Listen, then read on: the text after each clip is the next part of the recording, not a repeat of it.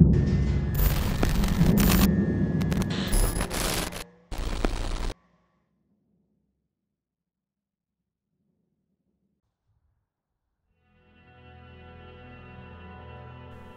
1945, a frail-looking scientist drove this road on his way to the Trinity site. It's a sad and depressing stretch of vast, unforgiving desert in New Mexico, but in colonial times was the sorry end of many travellers' dreams. He was an ivory tower academic, a multilinguist, a polymath, an undoubted genius, but had never managed more than a handful of students and had spent all of his professional life surrounded by books, blackboards and theorem. Now he had built an isolated secret city in the sky, where a scientific community of over 6,000 people lived and worked on the most expensive military scientific project ever attempted. He had done in months what other global powers had failed to do in years. And now he stood on the edge of discovering if all his efforts would come to fruition. Just days before, he had taken delivery of the plutonium, which was essential for his bomb. He'd signed a receipt for hundreds of millions of dollars. It was the fruits of the labours of hundreds of thousands of unwitting workers spread in secret locations across the United States. In this run-down old ranch house, the elements were assembled, then taken to the test site tower.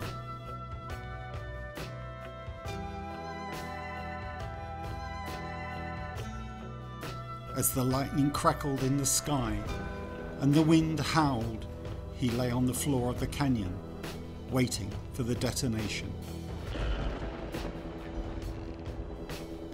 He knew that the fate of his nation, the lives of millions of people, and the future of the world lay in his hands.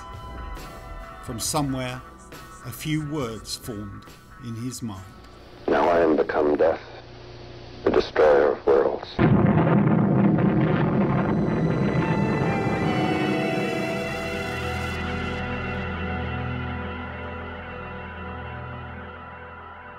Robert Oppenheimer grew up in a very privileged circumstance.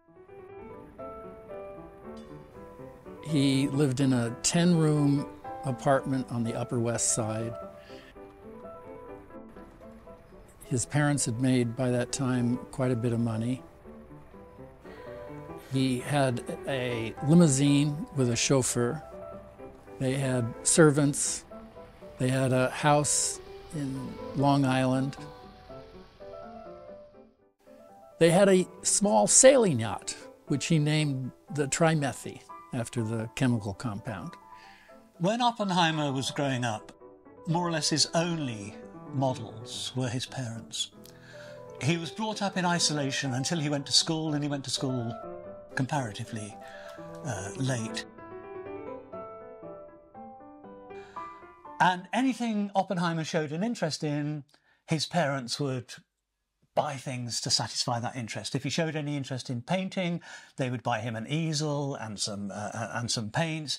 One thing he showed a very keen interest in was geology, and so they furnished him with a collection of rocks. He then went on trips. He actually did, at the age of 13, original research in geology and joined the New York City Geology Society and was invited by them. They didn't know that he was just some kid. He was invited by them to give a research paper. So what was life like? It was very privileged, but very intense. And he always felt that there was something sad about his parents. His mother had a withered hand, and she kept it very secret. And no one was allowed to mention it. And the general emotional atmosphere in the Oppenheimer household was rather repressed. It was very sheltered. It was extremely privileged.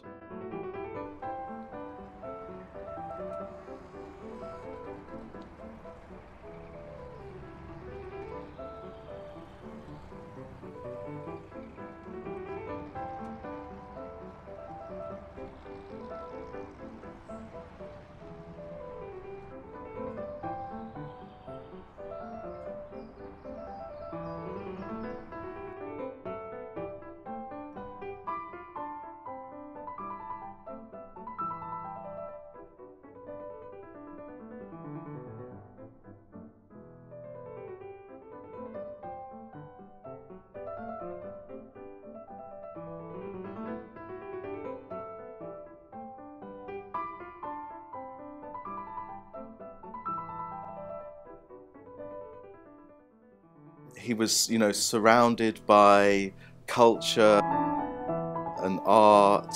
His mother was an artist and a collector of modern art, you know, Van Gogh paintings. He once said that his life as a child offered no normal, healthy way to be a bastard. He went to a private school, the ethical culture school. He was a very sheltered, privileged young man. His fellow schoolmates, one of them remembers him saying, "Ask me a question in Latin and I will reply to you in Greek," which was an enormously impressive thing to do at the age of 13, but not perhaps the best way to win friends. The ethical culture school was Jewish, but not Jewish. It came out of Judaism, founded by a Reform rabbi, but it was very much a sort of turn-of-the-century creation. Although he was finally with other children his age, he didn't end up making any friends, and until Francis Ferguson arrived, who arrived from the other side of the country. He was from the southwest. He was from New Mexico, came from a rather a grand old New Mexican family. But unlike almost all the other children at the ethical culture school, Francis Ferguson did not come from the Jewish community of the Upper West Side. And I think that had a lot to do with the bond that Oppenheimer formed with him. It's very difficult to know why exactly, but Oppenheimer from a very young age made efforts to distance himself from the description that almost everybody would have given of him. To almost everybody, he would have been a German Jew. He insisted he was neither German nor Jewish. and so he was at odds with the perception of him, which I think is also part of his enormously complicated makeup. And I think this was very much bound up with an attempt to escape from a particularly Jewish identity and to be an American, whatever that meant.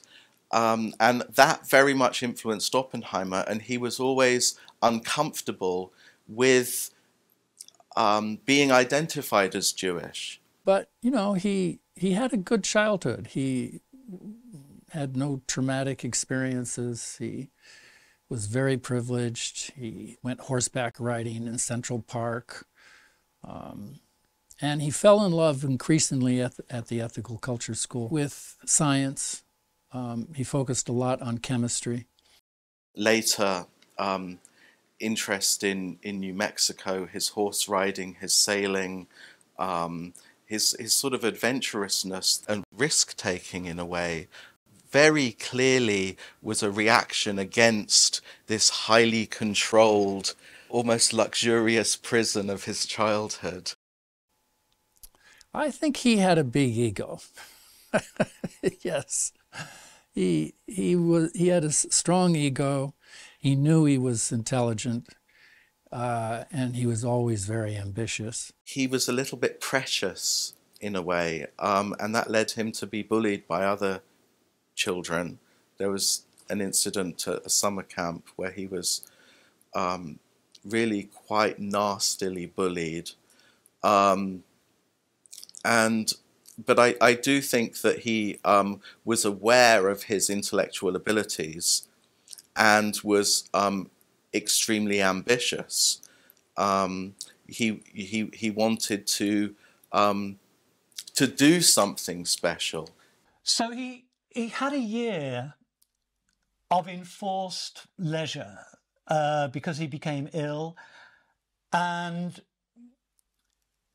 for the first time he became a troublesome boy, and his parents didn't know what to do with him. He was difficult. He was fed up. He didn't want to be at home. He wanted to be at Harvard. He wanted to be with super bright people. He wanted to be studying chemistry and physics.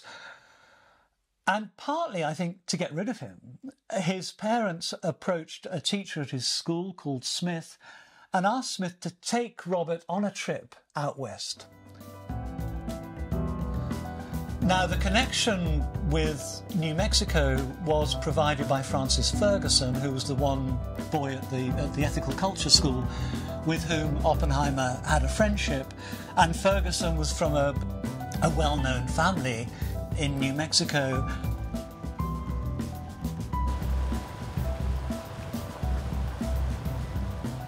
And so Oppenheimer went to stay with Ferguson, cementing their friendship. Ferguson would go on to Harvard as well. But it gave Oppenheimer a love of the Southwest, and particularly of New Mexico. New Mexico couldn't have been more of a contrast from his upbringing in New York and the whole environment of New York and the Ethical Culture School. And he became infatuated with an older woman in her 20s, Catherine Chavez Page. That was the first time that he had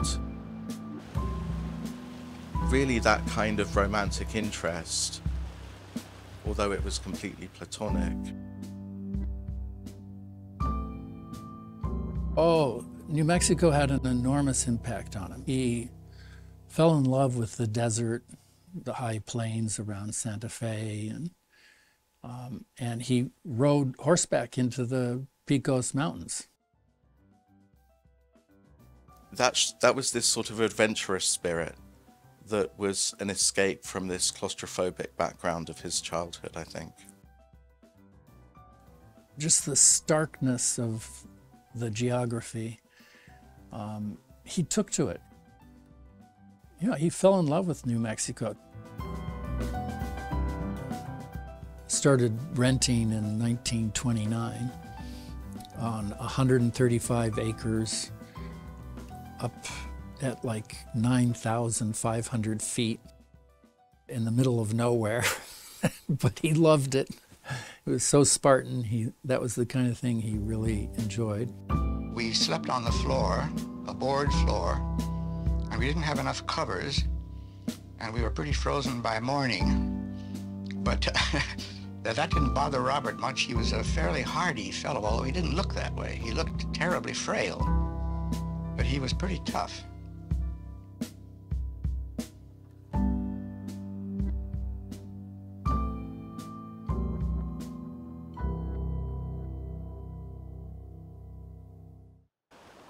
A decade later, he was always telling people, he was quipping, that his ambition in life was to combine physics with New Mexico.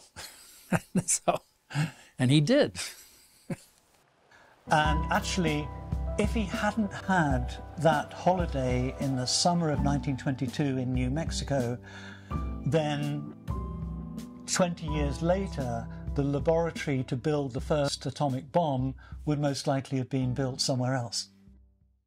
Again, he succeeded at everything he did at Harvard, but he remained very socially awkward. He had a few friends, his roommates. He was a very intense personality, and I don't think he made any long-term friendships there, but he got through it and succeeded, and went off to Cambridge, England, to study physics.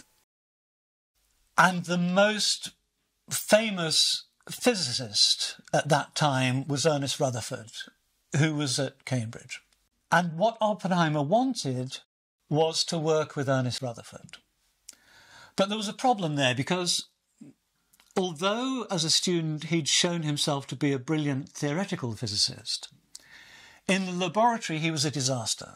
And Rutherford was an applied physicist. So Rutherford turned him down. Rutherford's colleague was a man called J.J. Thomson, who had discovered the electron. And as a sort of second best, Oppenheimer chose to work with Thomson, who too was an experimental physicist, and got Oppenheimer to work in the lab, which he was very bad at. And he spent a year at Cambridge in England, and it was the most unhappy year of his life. He was a square peg trying to fit into a round hole. He wasn't a laboratory physicist. He was most interested in theoretical physics, and he also found it difficult socially in Cambridge. It was expected of all the students that they would give a presentation every now and again explaining what they were up to. There's a story that Oppenheimer gave his presentation, chalk in hand, facing the blackboard, saying, the point is, and he just kept repeating this over and over again until he was gently moved to one side. There are other reports of people finding him curled up in the fetus position on the floor of the laboratory, and another story of him trying to murder Patrick Blackett. Patrick Blackett was, one supposes, represented to Oppenheimer everything that Oppenheimer felt he wasn't. Patrick Blackett was notoriously well connected. He was very good looking. He was very debonair. He was superbly good in the laboratory. And Oppenheimer once went on holiday to Corsica. And he said to his friends, "Oh, I've got to get back to Cambridge." And they said, "Why?" He said, "Well, I've left a poisoned apple on Blackett's desk, and I want to get back and remove it before it kills him." I think he found the snobbery very difficult. Harvard had been explicitly anti-Semitic. That doesn't seem to have troubled Oppenheimer all that much. I think what bothered him at Cambridge was there was little to no explicit anti-Semitism.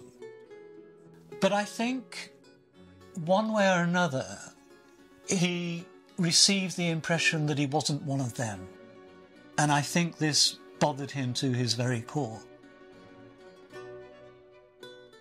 Salvation came to throw Oppenheimer a lifeline was Max Born, the German physicist who became a Nobel Prize winner, who came to Cambridge to give a talk. Oppenheimer got to know him, got to discuss physics with him. Born was so impressed with Oppenheimer that he invited him over to Göttingen, where Born taught, in order to do a PhD. Most people take 3 years plus to do a PhD. Oppenheimer did his in under 18 months. And the result of it is a piece of work that is still referred to now by people working in physical chemistry, the Born-Oppenheimer approximation, as it's known. He then sat about working on research papers. So within a very short time, he'd gone from being in a desperate situation in Cambridge, England, where he found himself adrift socially and intellectually, to being the star. Oppenheimer had a queue of American universities wanting to bring him over. Oh, by that time he was already regarded as a brilliant young quantum physicist who, there weren't many people who could understand. You and I can't understand what quantum is about. Because he could pick and choose, he chose a very unusual arrangement where he spent half the year at Caltech and half the year at Berkeley. So he went off to Berkeley and essentially founded the Department of Theoretical Physics and worked there for the next 11, 12, 13 years. And he never, had more than a dozen graduate students to oversee, but they all adored him. He turned out to be a lousy teacher initially. There were elements there of traits that would influence how people reacted to Oppenheimer throughout his life. His extreme intelligence, his refusal to to make allowances for people who weren't quite as well educated or as clever as he was, and also a tendency to show off. All of those would mark him for the rest of his life. But he learned eventually to become charismatic, again, to transform himself into a good teacher. He was, by all accounts, an extremely charismatic teacher. And you could see that by the way that they emulated his mannerisms and his manner of speech. That prefigured the motivating role that he had as the leader of Los Alamos. He was a polymath. He loved reading French literature and poetry and John Donne and Hemingway, and he also was intrigued at one point with Hinduism, so he took up the Gita and went to the only professor at Berkeley who knew Sanskrit and had this guy teach him Sanskrit so that he could read the Gita in the original. Yeah, he was very much a polymath. Very weird guy. When Oppenheimer arrived in Berkeley, he was not in the slightest bit interested in politics. He got to know Ernest Lawrence, who was an applied physicist, and in 1929, amazed Lawrence by revealing that he had no idea that the Great Crash had happened. So uninformed was he about politics. This would change very soon after that, and what would change it was his students. His students were coming from what was increasingly recognised as one of the up-and-coming, one of the leading physics departments in the country. If you were a student of Oppenheimer, that opened doors. But in the Depression, his students were finding that they couldn't get academic jobs. And they got jobs cleaning toilets, and they got jobs waiting tables, and so on. And they got to find out what it was like for working class people in the Depression era. And as they were still in touch with Oppenheimer, Oppenheimer got to know what it was like. And he was very well read, and in the 1930s, with the rise of fascism in Europe, this was very worrisome to him and motivated him to become more political. And almost all of his ex-students joined the Communist Party. Now, this was in the 1930s, and being a member of the Communist Party was not, in the 1930s, did not have anything like the stigma that it would have in the 1950s. The Communist Party was not something you kept quiet about. It was not a big secret. And Oppenheimer, it's debatable whether he ever joined the Communist Party. His brother Frank did, and his brother Frank had a card. He was a card-carrying member of the Communist Party. Nobody's ever produced a Communist Party card identifying Robert Oppenheimer as that. And then, of course, there were some women involved who pushed him to become even more political. So he met Jean Tatlock in Berkeley, who was a young, intelligent graduate student studying psychology, and they dated for 4 years off and on, very tempestuous relationship.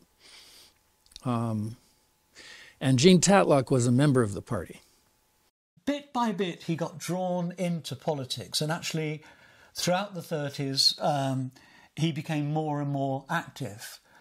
Specifically, that meant contributing to the Republican side in the Spanish Civil War. So he gave money to buy an ambulance to be shipped to the Republican government in Madrid.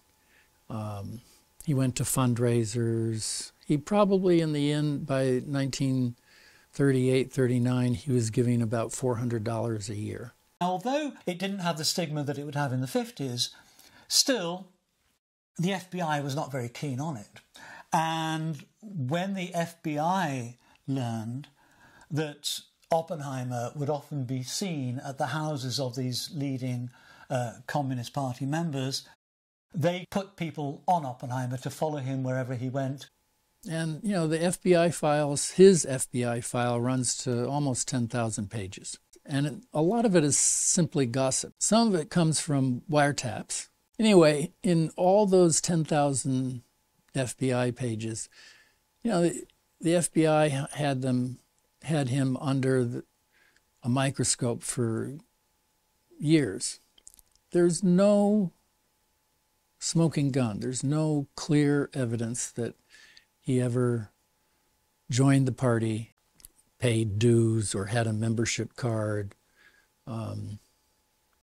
Oppenheimer was too ethereal. He couldn't. I can't imagine him submitting himself to party orders from the local party chapter secretary. You know, he had too big of a ego, and then by 1942, you know, his ambition was to work on what we now know as the Manhattan Project, because he was so fearful that the German physicists whom he knew, they could make it work, and they were probably working on it. So given that ambition, he became much more careful about his associations and donations to charitable causes. And you know, he wanted that job in 1942. This was the time of the Great Depression, the time of the Roosevelt's New Deal, and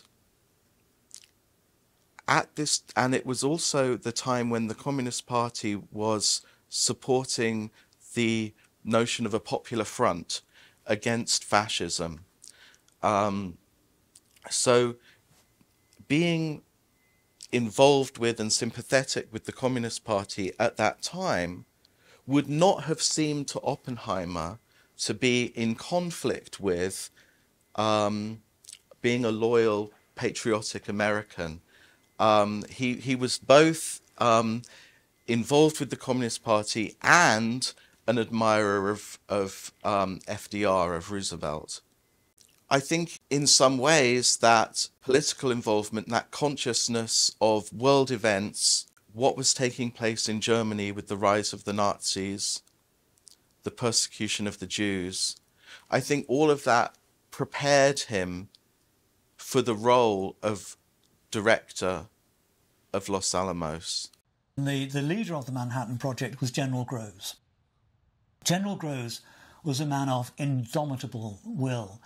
It used to be said that you couldn't create enough fissile uranium because you would need to refine uranium. Most uranium in the world is 238, but you need 235 to make an atomic bomb.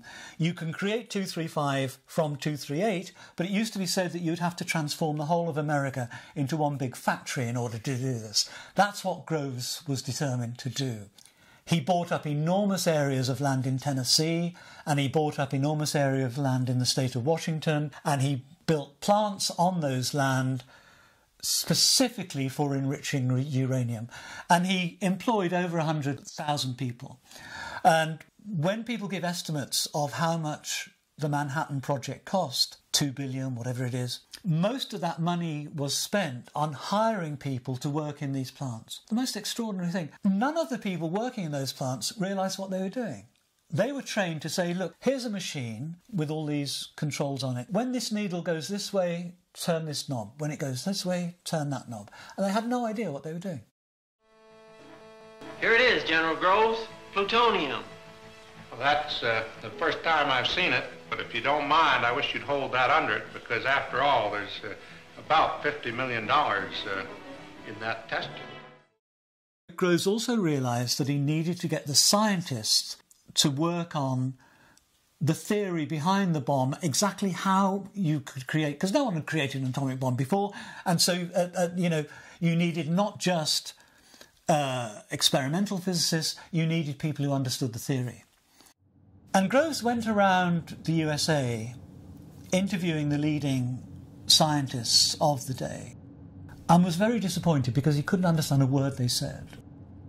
Until he went to California, and he went to see Ernest Lawrence, Oppenheimer's friend. Oppenheimer was there, and Oppenheimer gave Groves such a beautifully clear explanation as to how nuclear fission works and what critical mass is and why nuclear fission releases so much energy. Suddenly Groves understood it, and he said, I want that man in charge of this project. He was a most unlikely candidate for being selected as the scientific director of Los Alamos. You know, he'd never managed more than a dozen graduate students. He had no experience, administratively speaking. He'd never won a Nobel Prize. All these other scientists were Nobel Prize winners, and therefore, it was said, could command the respect of all the other scientists. Oppenheimer was not a Nobel Prize-winning physicist. Secondly, he was a disaster in the laboratory.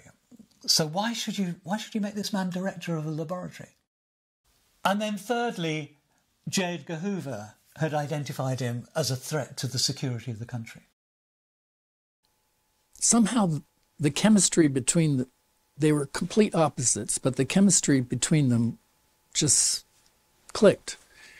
And I think in part this was because Groves knew nothing about quantum physics, knew nothing about what was involved technically, but he saw here was this 34-year-old eccentric physicist who could talk in plain English. And he could do so because, you know, he loved poetry and literature, and so he could communicate. Groves wrote to J. Edgar Hoover saying, look, we don't want to continue this discussion anymore. I want security clearance given for this man. He's going to be head of this project. And Groves overran every other objection to Oppenheimer being in charge. And as it turned out, it was a stroke of genius on Groves's part, because Oppenheimer, it's as if his whole life had been leading up to this point. Oppie made the brilliant pitch that he says, you know, I understand you have many security concerns. And so what you should do is build a secret city in the middle of the New Mexico desert and bring, you know, the best and the brightest physicists and chemists and engineers and put them in this little town and put a barbed wire around it and just let them freely talk amongst themselves on solving the problems, but you'd have complete secrecy. Well, Groves loved that idea.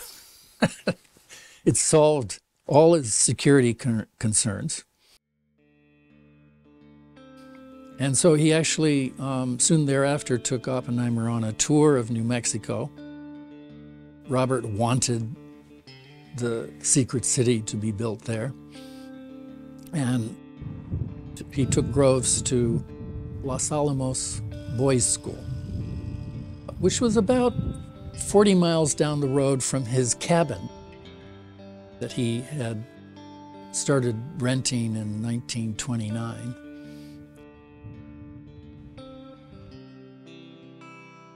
And here the Los Alamos Boys' School had a dormitory and a conference room and, you know, the beginnings of, they had no idea how many people they would need. It was Oppenheimer's insistence that this is done in Los Alamos. And again, there would be practical reasons for not doing it in Los Alamos. It's right in the hills. Getting anything there would be a lot of hard work. But he insisted, and so you had this town built in Los Alamos. And Oppenheimer, as part of being the director of the laboratory, was also in charge of who got what house and the schooling arrangements for the children that would be brought there and the washing arrangements of the people. And as it turned out, he could have meetings on domestic arrangements, he could have meetings on plutonium. He could have meetings on, how exactly you're going to drop this bomb. He could have meetings with von Neumann, the very brilliant Hungarian mathematician, about the mathematics involved in fission.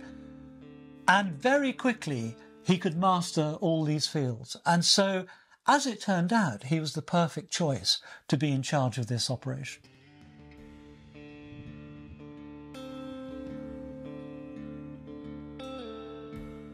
The initial estimate was maybe 100 people brought together, scientists. Well, it quickly grew to 1,000 and then 3,000. By the end of the war, there were 6,000 people in this secret city. He later said that, there was no physics being discovered during World War II. It was all engineering. The idea of fission had been discovered in 1939. So it was an open secret among physicists in Germany and Japan and America that this was theoretically possible to build a gadget that would have an enormous explosive power. But how to do it became an engineering problem. The building of the device, the design of the device, the design of the bomb, and the building of the bomb at Los Alamos depended on receiving the fissionable materials from these other sites. There was tremendous time pressure on Los Alamos to be ready with their device, with their mechanism, for when sufficient quantities of fissionable materials would arrive to have this thing ready so that it could be used in the war. Rather strangely, Oppenheimer turned out to be a good manager. No one would have predicted this. He was the archetypal ivory tower academic. But it turned out that he could manage people. Well, he again had transformed himself into a charismatic leader. He had a signature pork pie hat, a good eye for drama and theatrics. But he was, he cut a good figure. He was handsome and charming when he wanted to be, particularly to people below him. And at Los Alamos, he sort of treated his fellow physicists and chemists and engineers as fellow students. So he would come into the room where everyone was arguing about, should we do this or should we go this way, or how do we fix this problem? And he would just stand at the back of the room and listen.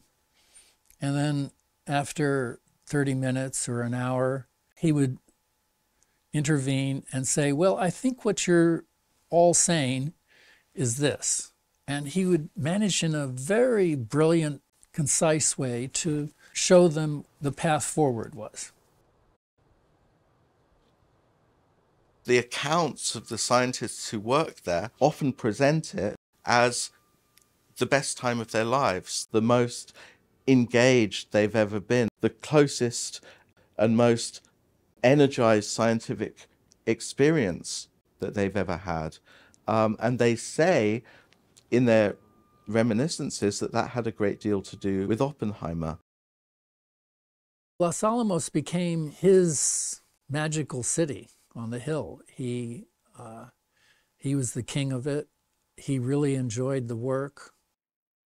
And, social life revolved all around events like they had a theater, they had a grocery store. But most of the socializing took place in private homes. And Oppenheimer's, had parties all the time, encouraged people to have a release.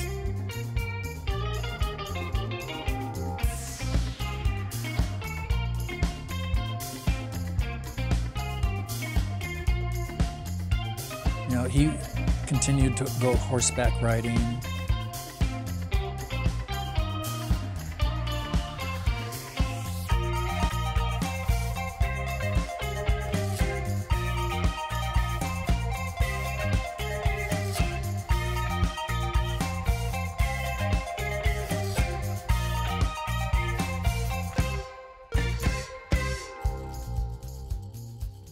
They would ski in the mountains.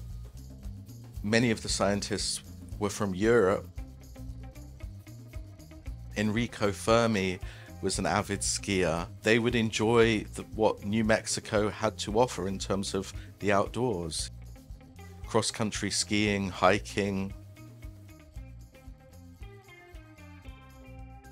There were many parties. It was a very young community.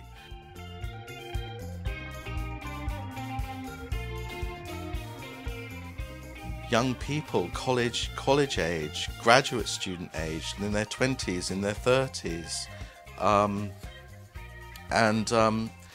There were many parties. They would drink a lot, they would dance. Edward Teller would play the piano. In some ways, it was like college life, I think. And there was a lot of drinking. So, but it was a weird place, and he was in charge of it all. And so the job of getting the bomb built was really just a matter of 18 months. They moved in 43. By the spring of 45, they were ready to test the first weapon, which they tested at the Trinity site in southern New Mexico, which is an extraordinary achievement. The Nazis spent 5 years and didn't even get a working reactor. Finally, after 3 years' work, the atomic experts were ready to test their first bomb. In the control shack was Dr. J.R. Oppenheimer. The automatic controls got it now. Rob, this time the stakes are really high. It's going to work all right, Robert, and I'm sure we'll never be sorry for it. Well, in 40 seconds, we'll know. Minus 30 seconds.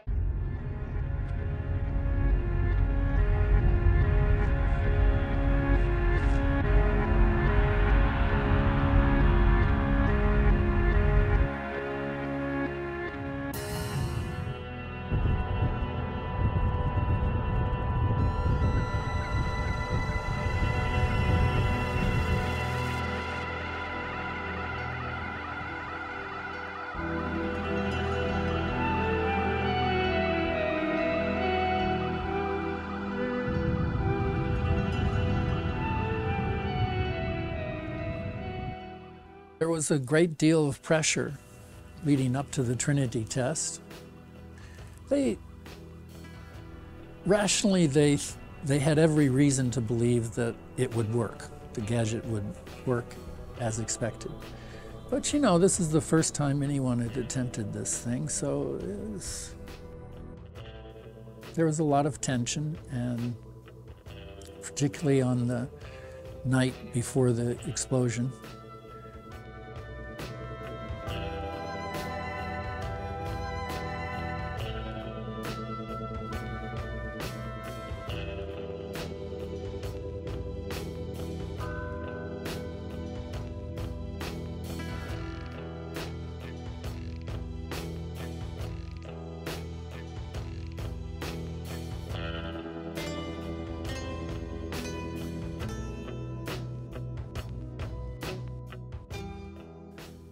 There's this very spooky photo of Oppenheimer in his pork pie hat in the shadows, and you see the sphere of the Trinity weapon. And he's leaning in, and you see his sharp, angular nose. And he was up there on the top of the tower inspecting, making sure that all the plugs were in the right place.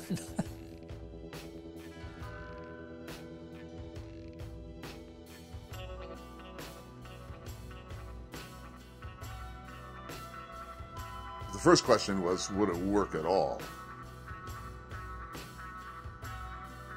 So they're all nervous wrecks. They witnessed it from a long distance away, and they were told to use these special shields and so on. Not everyone did.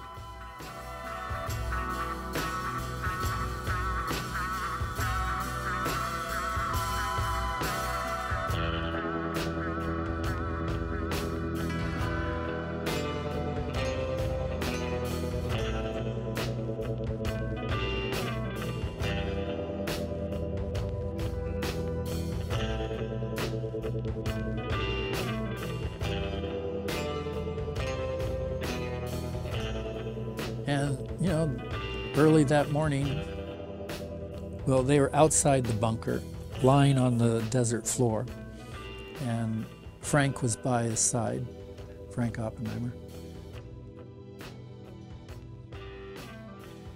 And, you know, they witnessed this massive explosion and the mushroom cloud.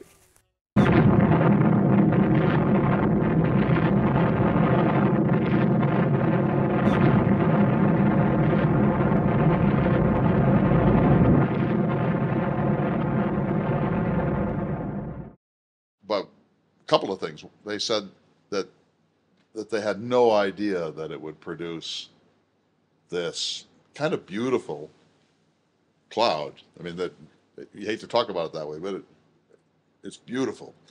Number one, and that the light flash came first, and then the heat, and only much later the sound, and so there was it wasn't a single event. It was an event that kept unfolding. Oppenheimer turned to Frank and simply said, "Well, it worked." Now, he's known, you know, he has a theatrical side to him. So at some point in the next few days, he was interviewed by a New York Times reporter who was assigned to write a story. Few people laughed. Few people cried. Most people were silent. And he, I think playfully, when this reporter asked him what went through his mind when he saw the Trinity test, Oppenheimer playfully said, "I thought of the Gita stanza." I remembered the line from the Hindu scripture, the Bhagavad Gita. Now I am become death, the destroyer of worlds. I suppose we all thought that one way or another. You know, a nice line, but that's not what he said at the Trinity test. But that's become part of the lore. Then in August 1945, they used the uranium bomb on Hiroshima and they used the plutonium bomb on Nagasaki. The Hiroshima bomb turned out to be more deadly. Now, when they tested the bomb in Trinity, the scientists were all delighted that it worked. And then among several of them, there was this ominous sense that they were going to be responsible for the deaths of tens, possibly hundreds of thousands of people. Oppenheimer was in favour of using the bomb because an argument that he'd got from his old friend Niels Bohr. Niels Bohr was a very great Danish physicist and the man whom Oppenheimer admired above anybody else, both as a scientist and as a human being. And Niels Bohr came to Los Alamos and would discuss with Oppenheimer the politics of the bomb. And he said to Oppenheimer, well, what you're doing could be the most dreadful thing that humanity has ever done, or it could be the best. And his argument for it being the best was that it could potentially put an end to war by demonstrating a weapon so powerful that nations would resolve their differences without going to war rather than risk unleashing the power of this again. Now, in order for that argument to work, it has to be seen just how dreadful this weapon is. And I think that's why Oppenheimer was in favour of using the weapon against civilians at Hiroshima. But this is, again, you know, a curious thing about Robert Oppenheimer. He was capable of compartmentalizing his emotions and his intellect and his responsibilities. After the Trinity test, and before Hiroshima, before August 6th, he's walking to work one day, and his secretary, Ruth Wilson, she was walking by his side, and suddenly she heard Robert saying in a whisper, "Those poor little people, those poor little people." Wilson turned to him and said, "Well, Robert, what do you mean?" And he said, "Oh, you know, all those women and children, you know, when they drop this bomb on a city, it's going to..." And then he fell silent. Well, that was the very same week that he briefed the bombardiers that were going to be on the mission to drop those bombs on Hiroshima and Nagasaki, as it turned out. And he was instructing them in a sort of coldly intellectual fashion at exactly what altitude the bomb should be detonated so that it would have the maximum destructive power, and that it should be dropped on the center of a city. So he both understood the ethical consequences of killing all these civilians, a whole city, and yet he did his duty. And so, in some unpleasant sense, that really does call into question a lot of strategic thinking and morality. We use them anyway, and and you can certainly say that the use of the second bomb at Nagasaki just 3 days after the first one was premature because it didn't give the Japanese time to absorb. They weren't really even sure what had happened from Hiroshima, and so if you'd waited 2 weeks and said we can just keep doing this as long as you want, that's one thing. But 3 days later is pretty quick, and so we built it. We're going to use it. We can't let the war end before we use it. And we're going to use one of each to make sure that they both work. And we're trying to warn Stalin about our capacity. So that it gets very, very, very complex and thick and morally troubling the farther you look into what happens after Alamogordo. And after Hiroshima, although unlike after Trinity, there wasn't this euphoric feeling among the scientists and among and shared by Oppenheimer. It was a much more somber mood. Oppenheimer never felt that he'd made a mistake in being in favour of using the bomb against civilians. Even after the war, when he was invited to Japan, and the thing that Japanese journalists most wanted to know was, do you regret building the bomb? Oppenheimer would still say, no, I don't. Immediately after the Second World War, Oppenheimer was he replaced Einstein as the most famous scientist in the United States, and his photograph was everywhere. Oh, he was a national celebrity. He was a very famous man, was lauded on the covers of Time and Life. He decided very quickly, you know, after Hiroshima, he fell into a deep depression. And it's very notable that after the war, he dedicated himself to politics. He did no original science after the war.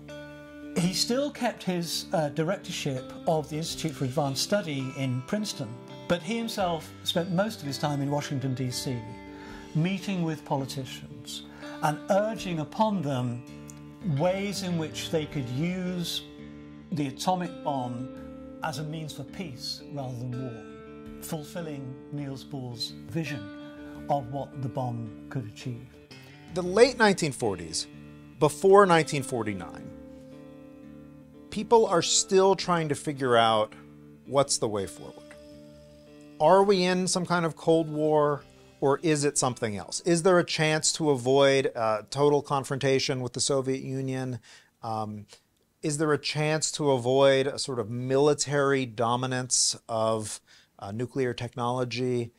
And Oppenheimer drew up this ambitious plan, which for a short time was accepted by the US government to be presented to the United Nations, which would involve communal ownership of all uranium and would also involve no nation being able to build atomic weapons.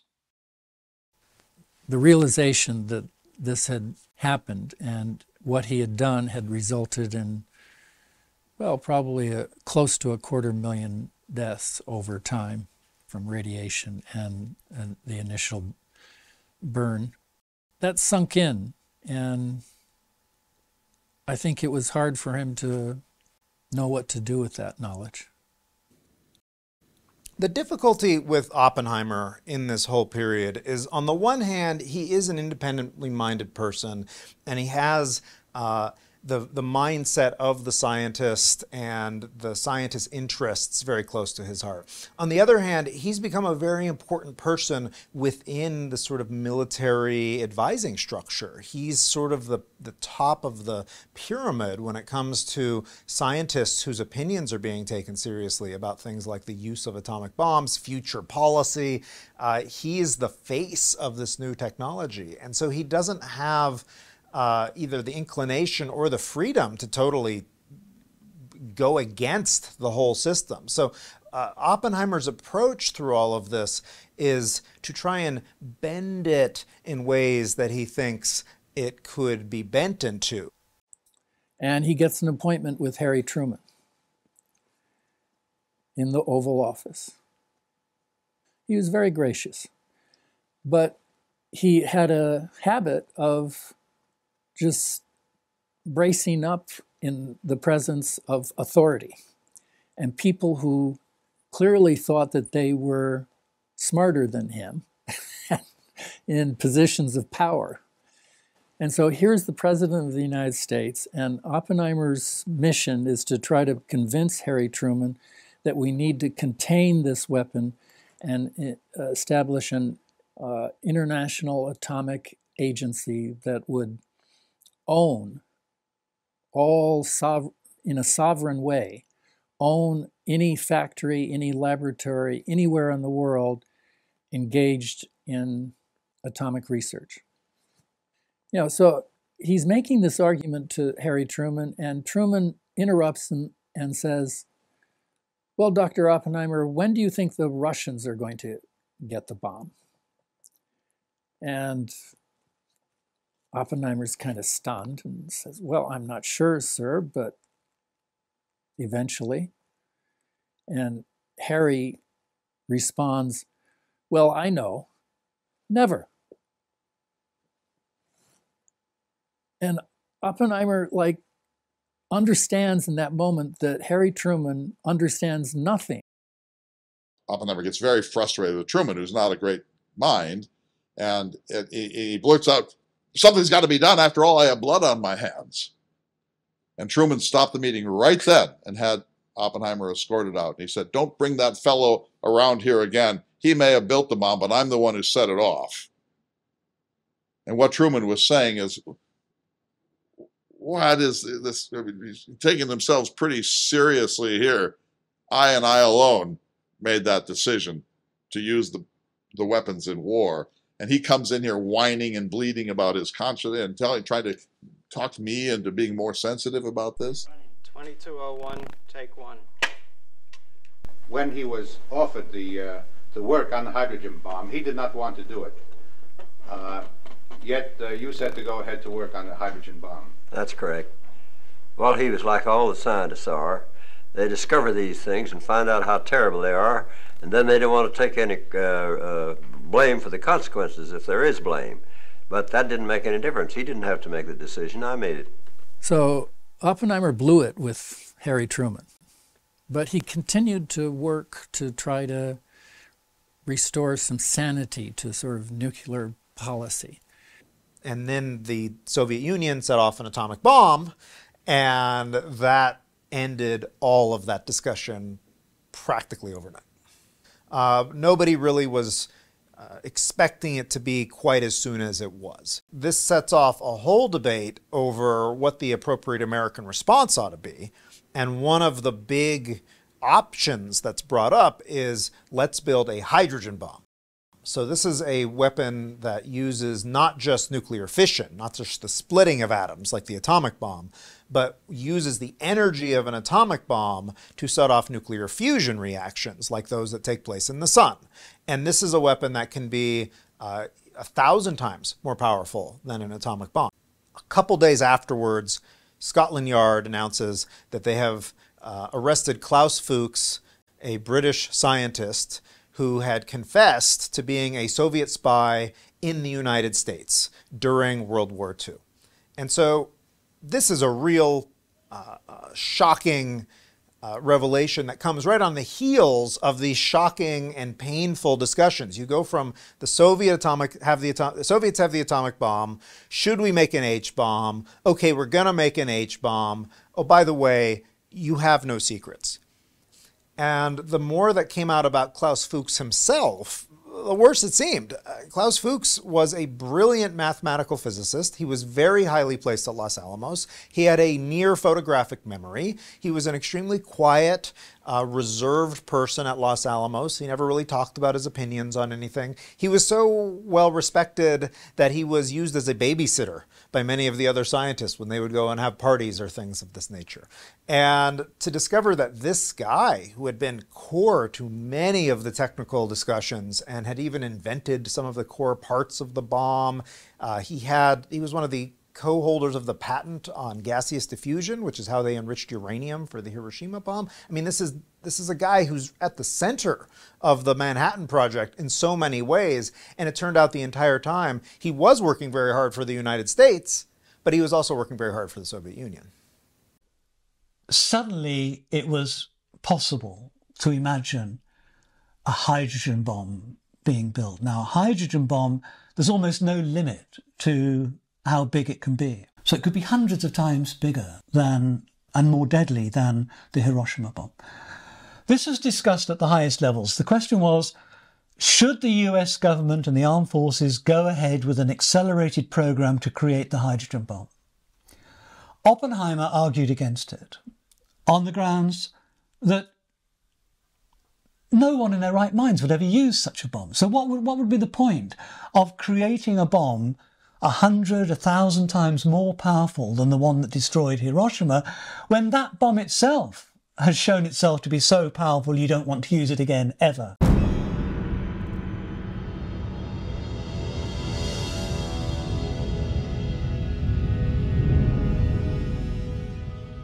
And so Oppenheimer argued against this program, at which point he'd already upset the leading figures in the army and the government. He now became under suspicion by them. They began to think, well, why is Oppenheimer trying to sabotage a program when we know that the Soviets are busy trying to build a hydrogen bomb? And so a lot of influential figures in the armed forces and the government came to think that Oppenheimer wasn't really on their side. He was really working for the Soviets. And this suspicion grew in the McCarthy period in the mid-50s, early to mid-50s, and led to a security case being held which would assess Oppenheimer's standing.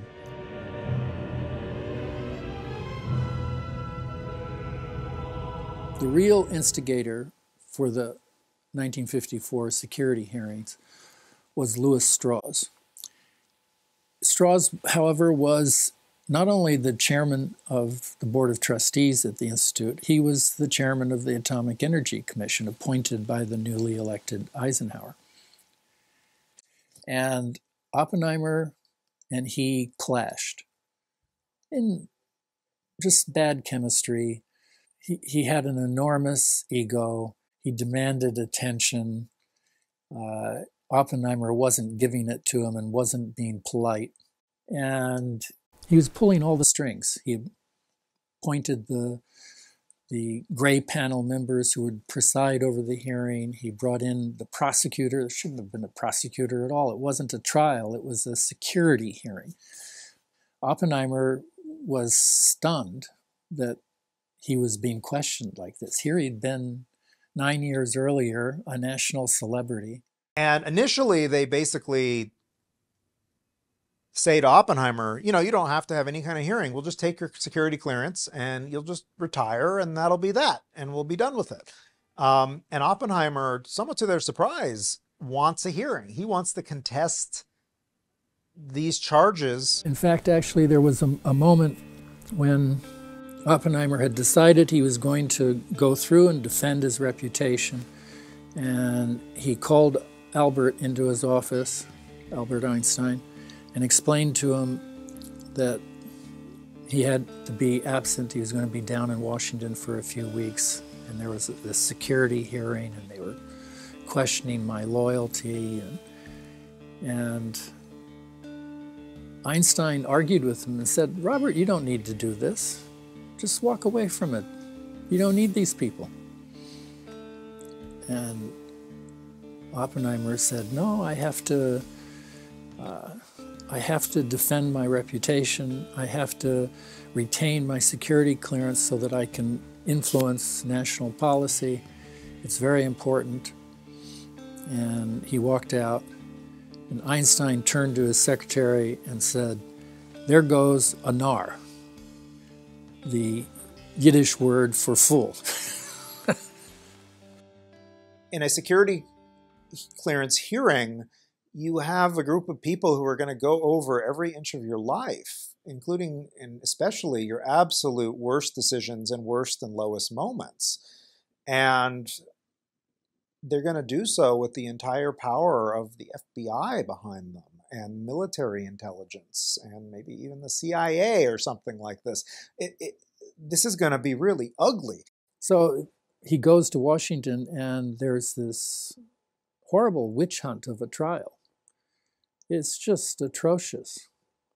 Once the hearings get started, it doesn't matter that they were started under false pretenses. It doesn't matter that they were started in a way to try to rig it against him. And they were. They were entirely rigged against him from the beginning. There were illegal activities taking part during the hearing. They were wiretapping Oppenheimer's private discussions with his lawyers and then giving that information to the people who were arguing against him and his lawyers at the hearing so they would know ahead of time what he was going to do the next day. Totally illegal. The three categories they're evaluating are character, loyalty, and association. Loyalty is pretty easy, I guess, right? Oppenheimer's working for the U.S. government. Nobody really has any credible accusation that he's not loyal. Character is tricky because he lies to the security officers and makes other kind of blunders. So that's actually a pretty sore point for him. And then associations are impossible. I mean, half of his family members are communists. Many of them renounced it and left it, but the association is there. It's very hard to get around that. The character problems are really dark. I mean, one of the things he does during the Manhattan Project, during World War II, while he's running Los Alamos, is he goes to visit his ex-girlfriend and spends the night over at her house. The ex-girlfriend who was a fellow traveler and sort of introduced him to communism. And they ask him, like, was this good judgment to spend and sleep with your communist ex-girlfriend while you're running an atomic bomb project? Is this good judgment? And Oppenheimer says, well, I don't think it was bad judgment. I mean, she wasn't really a communist. I know she wasn't a spy. But this looks bad. This looks bad no matter how you slice it. They ask him, why did you lie to the security officers? And he says, because I was an idiot. That's not a good answer. Anyway, it was just a disaster. And Kitty, who was, loyally present throughout this whole affair, was actually, got up on the witness stand and was interrogated herself. She did better in defending Oppenheimer than Oppenheimer did himself. She was very feisty, insulting. She cut right through to the absurdity of the charges. And yet, the panel voted 2-1 relatively close, to the conclusion that Oppenheimer was probably a loyal American, but nevertheless a security risk. And so his security clearance should be denied. It was a real tragedy. Which put Oppenheimer in the crazy situation of having in his office in Princeton papers that he had written, which he was no longer allowed now to consult. And it tarnished his reputation for a very long time. And even now, when I was working on my book, when I went to the States, people would ask me, what evidence have you found that Oppenheimer was working for the communists? And the answer to that is none at all. And in fact, the fact that Oppenheimer was kept under such close surveillance and was held in such suspicion by leading members of the armed forces and the government, the fact that they produced no evidence that he was working for the Communist Party is itself pretty good evidence that he wasn't. And this was all in the context of American anti-communist hysteria and McCarthyism. And this destroyed Oppenheimer's power, destroyed his career as a scientific advisor, marginalized him, excluded him from, having any involvement with government, and really with the world of nuclear weapons and policy. And, that's what really made Oppenheimer into this tragic figure.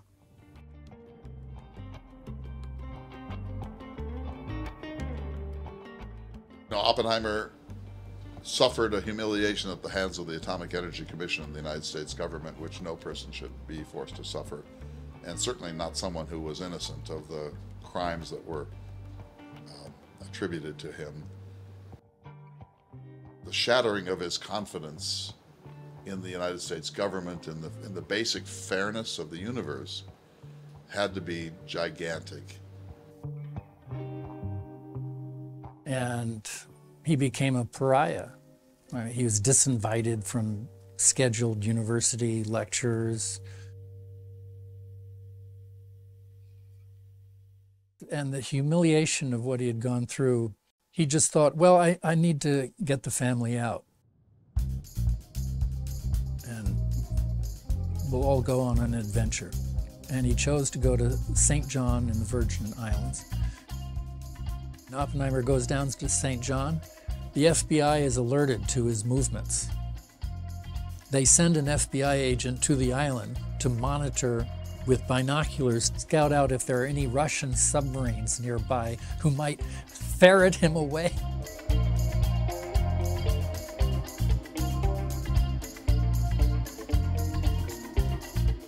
He fell in love with St. John, began going back there every summer, every December, January. He spent a lot of time down there in the 50s and early 60s.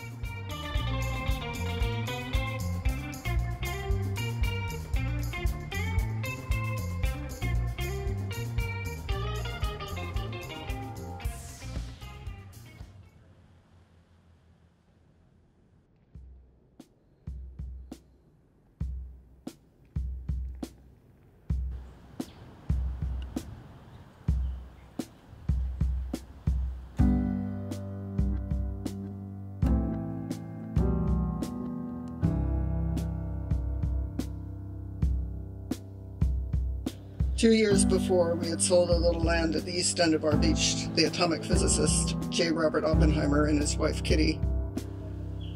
They lived in Princeton, where Oppenheimer was then directing the Institute for Advanced Studies. In absentia, they were trying to build an unwieldy beach cottage designed for them by Wallace Harrison, who had previous architectural experience designing the United Nations buildings in New York. For several years, the Oppenheimers had been spending vacations on St. John. Kitty wrote to me in despair.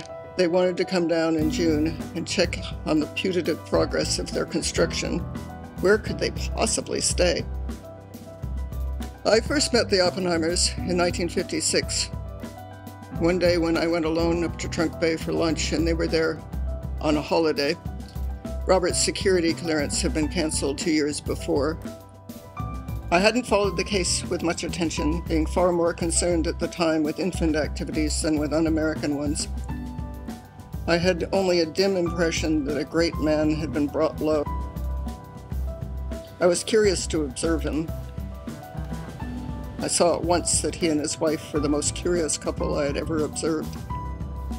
They were got up in routine tourist garb, cotton shirts and shorts and sandals, but they looked like nothing human. Too thin and frail and pale for earthly life. They looked as if they were down from Mars, not Princeton, or as if some bright kid had made them up with matchsticks and his chemcraft set. Kitty was the more humanoid of the two, although she seemed to have no features except for her dark eyes. Her voice was too deep and hoarse to emanate from her tiny chest, and helplessly weak as she was, she had the truculent stance of a heavyweight pugilist. I heard from other Trunk Bay guests that she had a drinking problem. The problem was that she drank a lot and got drunk. And that, drunk or sober, she was often staggeringly rude. "Aren't you hot with all that hair?" she croaked at me on introduction, then returned to her communion with a bottle of Danish beer.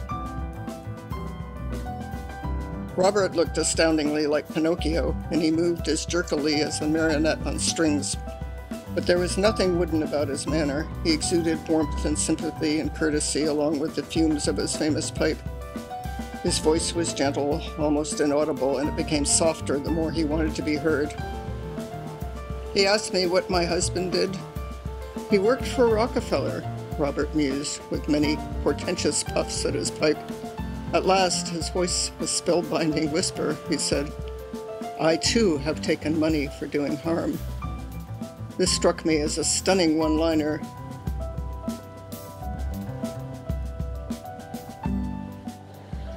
It was, for its day, the dream of an open-air place. It was one large open space, and when the place was closed down, it had this aluminum roof that was flaps that would flap down to the floor and bolt into the floor. And all you have to do when you came was you unbolted the flaps and then swung them back up so that they became the awning over the porch. Just absolutely beautiful wild with a view straight out into the water. But they really spent more summers here once they had their house built at Hawk's Nest. Every August, come the anniversaries of Hiroshima and Nagasaki, he became very silent. It was a sad time for him.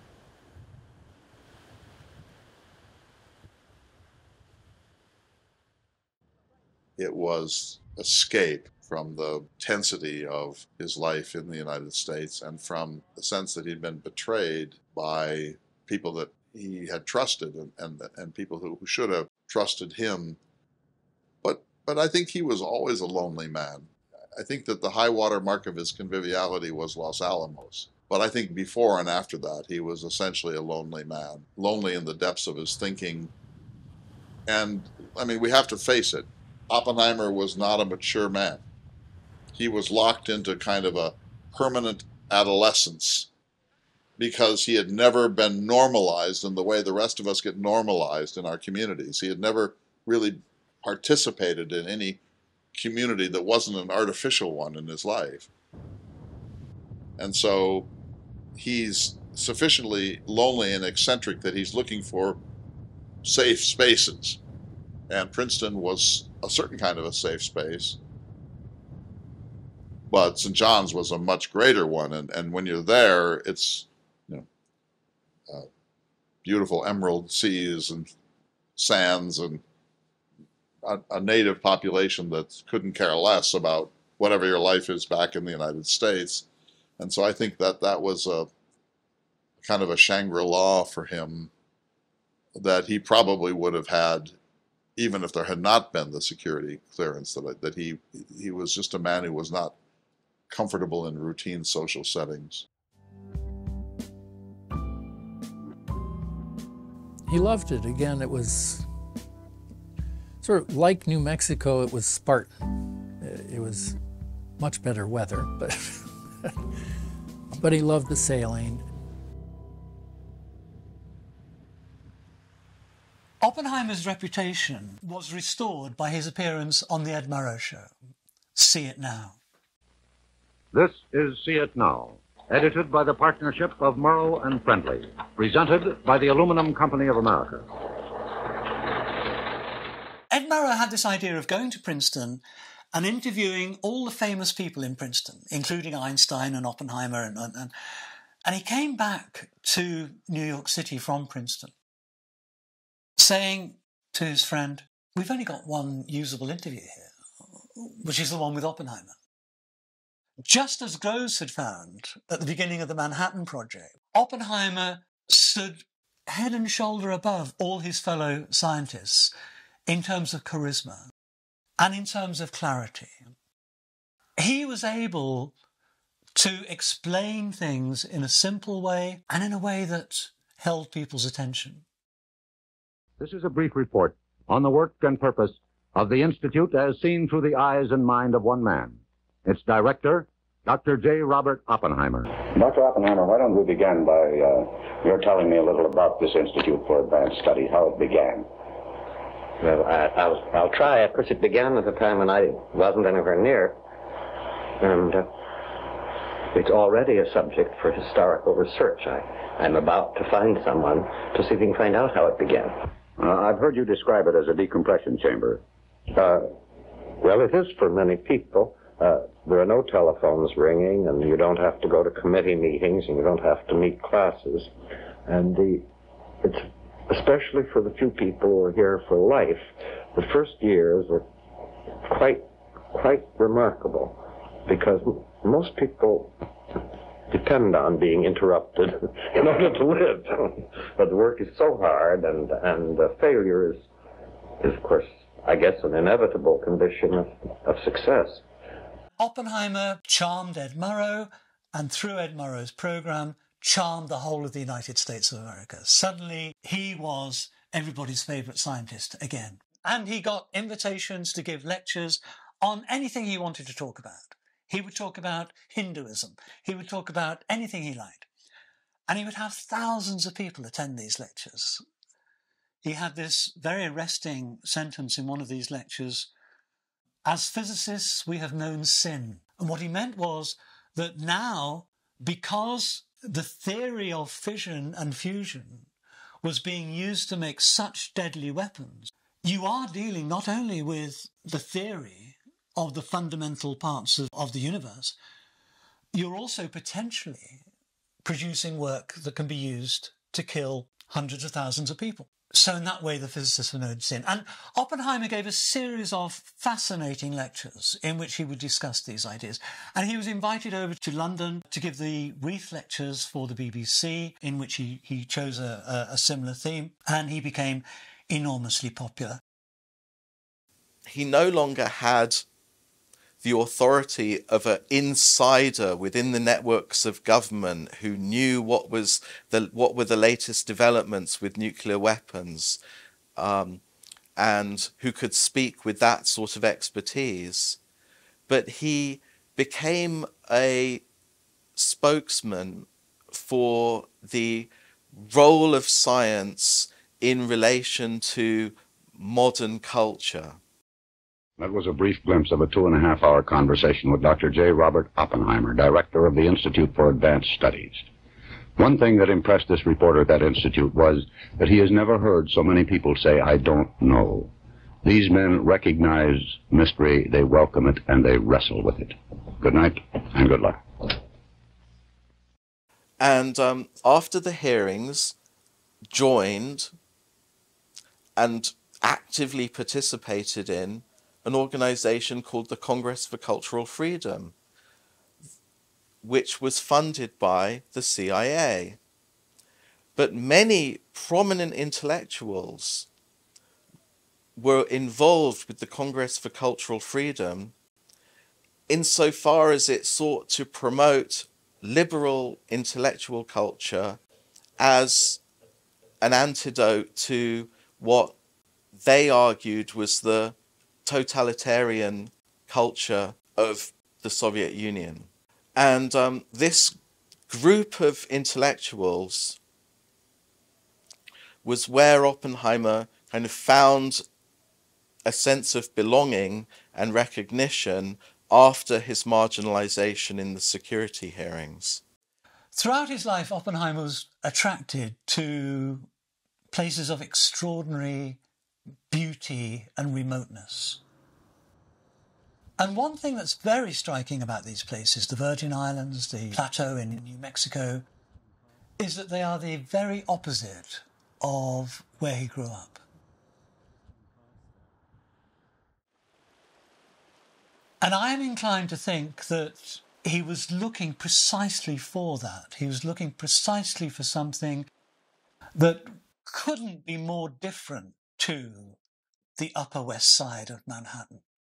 And I think he found it in the countryside of New Mexico, above all, which I think remained for him. I think that countryside around the Rio Grande remained for him his ideal, in its wildness, in its beauty, and in its remoteness.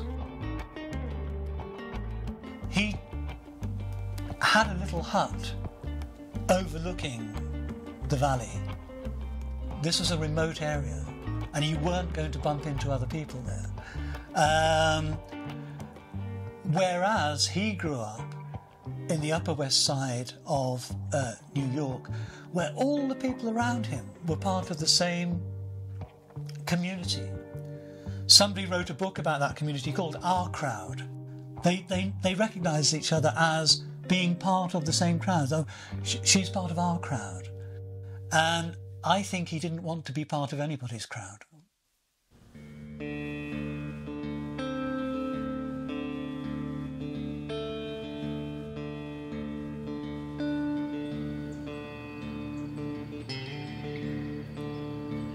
The strain of working at Los Alamos was that he chain smoked.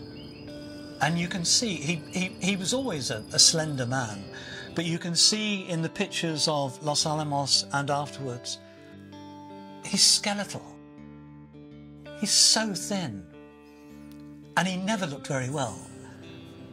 He died in his 60s, but he looked like a man in his 80s. The cancer caught up with him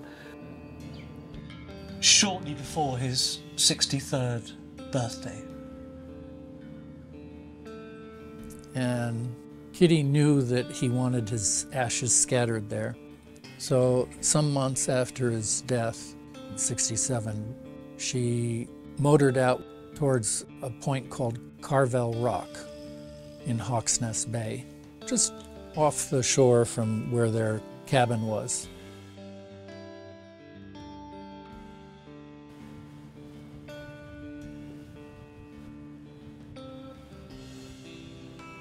My parents had been arranging for a boat to take Dr. O's ashes with Kitty out to Carvel Rock, which they did.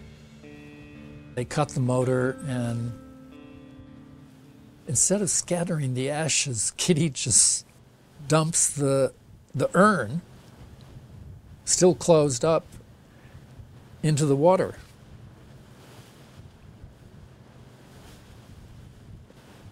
There's a splash, and then it bobs up. And eventually it sinks. They watch for a while, and then it sinks. So his ashes are in an urn on the floor of Hawks Nest Bay.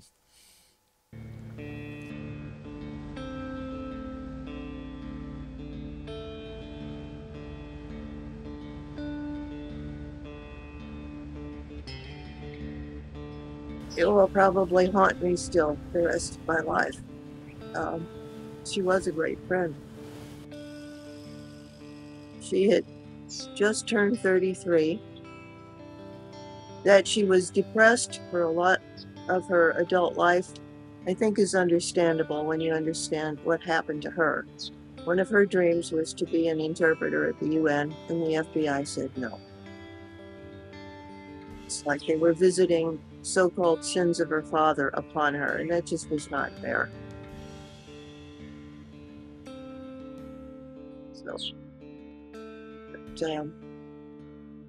anyway, I lost a great friend, and the world lost a great mind as well.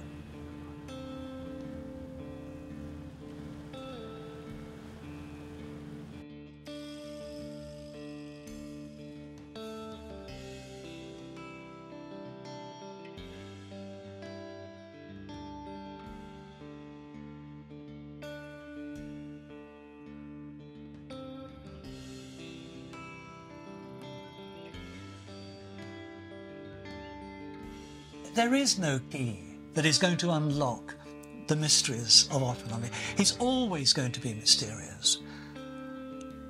His friend Rabi said that there's no single personality that is Oppenheimer. There's all these sharp shafts that make up Oppenheimer.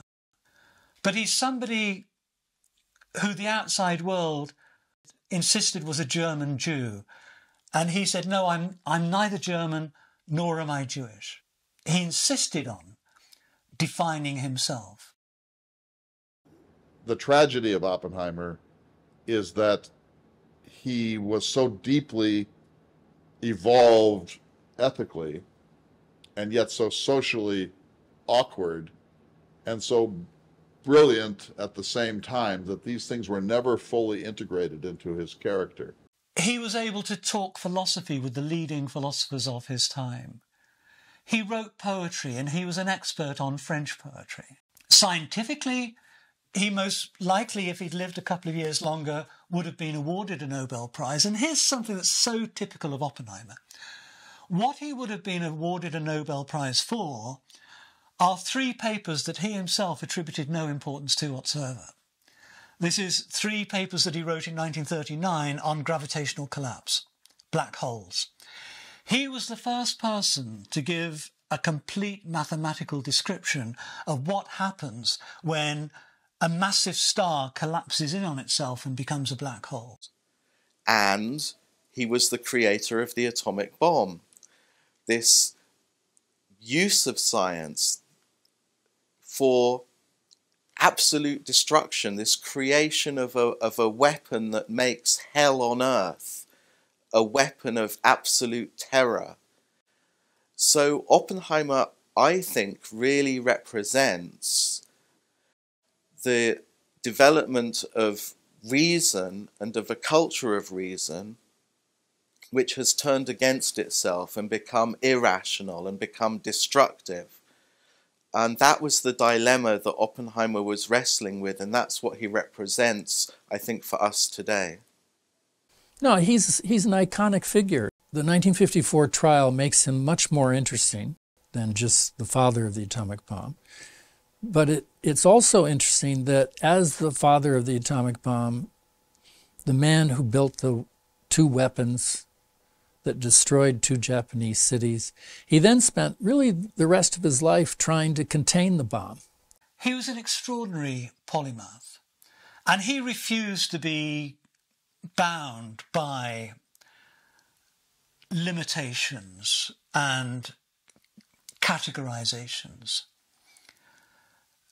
And I think recognizing the value of such a man at this time is quite an important symbolic thing to do.